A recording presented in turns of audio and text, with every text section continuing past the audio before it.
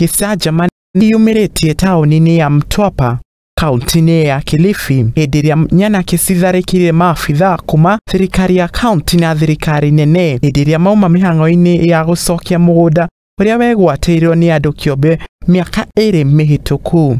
Tukazungumza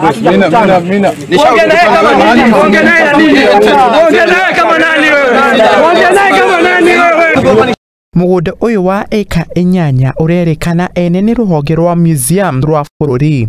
This belongs to the national government, and as government we are taking stand measures, whether you erect a wall or whether you bring goons, try to intimidate the government. That is not going to work.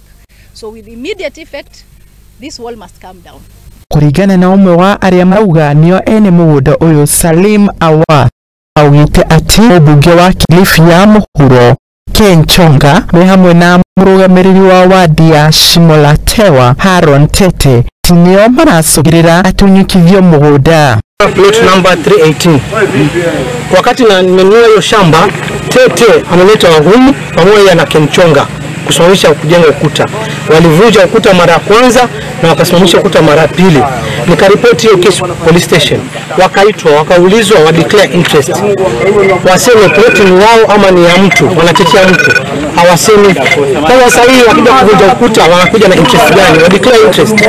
Gavana wa Kaunti ya Kilifi Gideon Mungaro niaugite ni kung'ethanira na andu ari othe marageria kwigwatira migunda ya thirikari ya Kaunti na ya thirikari nene. Hii swala la mashamba, wizi wa mashamba limekithiri sana kwa kaunti, lakini hasa Kilifi South.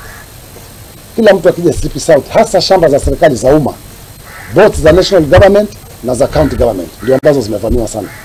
Hapa Kilifi mjini tunataka kujenga county headquarter. Nusu ya hiyo shamba imeibwa na wafanyakazi wa county government ya Kilifi walikuwa wakifanya kazi kwa county. Na nimesema nitazivunja.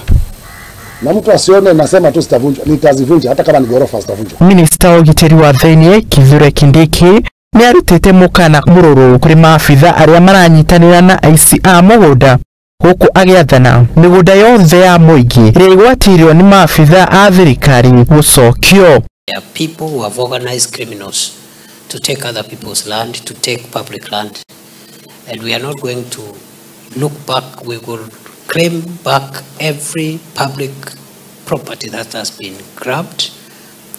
We will also revoke all title deeds that have been issued fraudulently. Rifuatira Muthigi TV, Chetago Joshua Juguna.